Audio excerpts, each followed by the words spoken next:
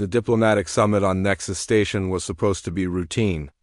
Rayan had been assigned as part of the human security detail a formality, really, since the Valdari Empire had requested Earth's presence more as a gesture than necessity.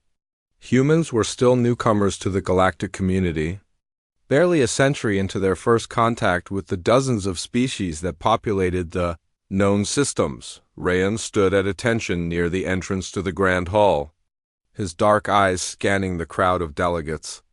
Insectoid Kresh clicked their mandibles in conversation with the silicon-based Lithians.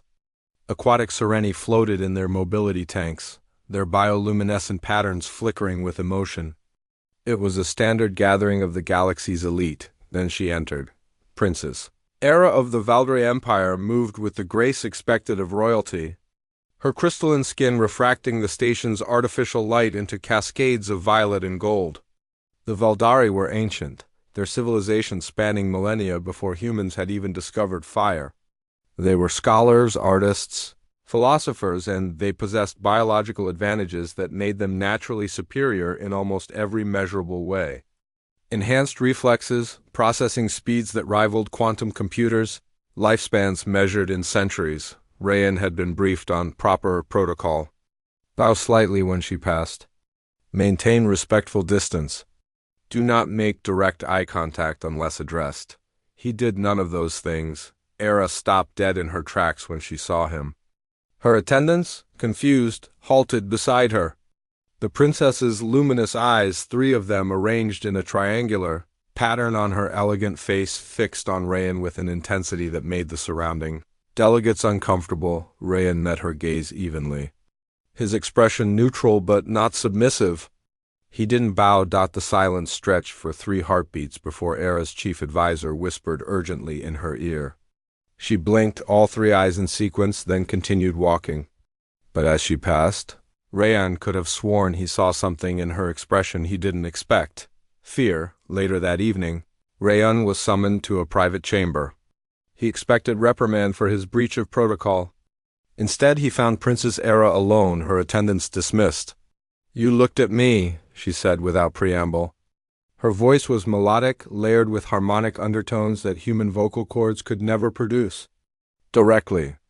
Without hesitation? "I did," Rayan replied. "Do you know what that means to my people?" Era circled him slowly, her movements predatory despite her delicate appearance. Eye contact is a challenge. A claim of equality or superiority. Lesser species avert their gaze instinctively. They feel our presence on a biological level, the weight of thousands of years of evolution designed for dominance. "I'm aware of Valdari biology," Rayan said calmly. "Then you should have felt it. The compulsion to look away. The certainty of your inferiority." Era stopped directly in front of him. "Every species does?" "Every single one, except humans." Rayan finished. Era's skin flickered through a spectrum of colors, a Valdari expression of deep disturbance. "I researched your species after our encounter. Do you know what I found most fascinating? Humans are apex predators.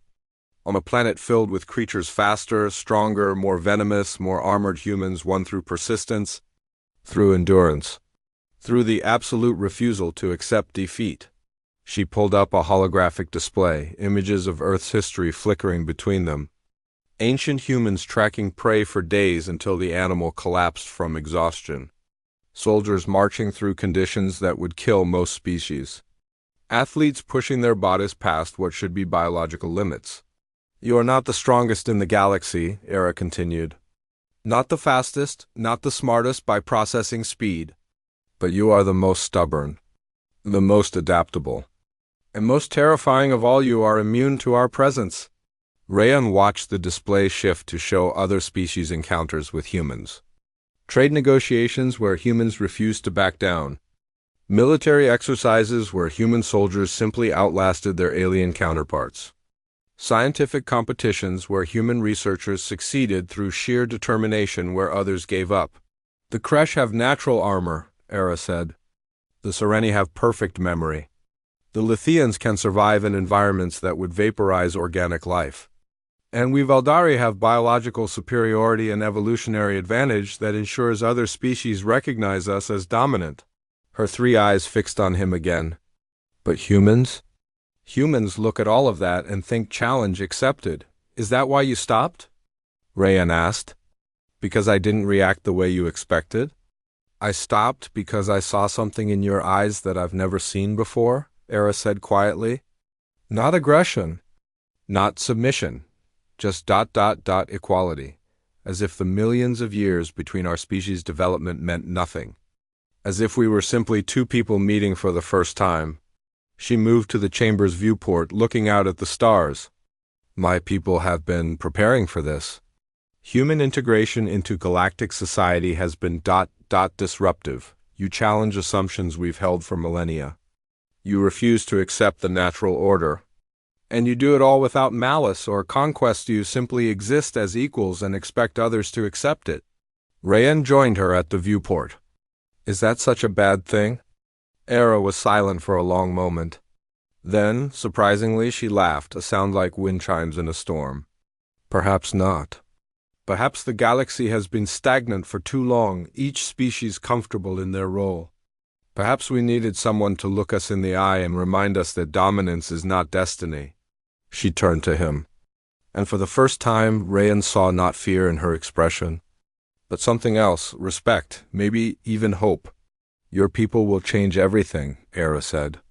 Not through force or technology, but through that maddening human tendency to treat the impossible as merely improbable. Rayan smiled slightly. We call it optimism.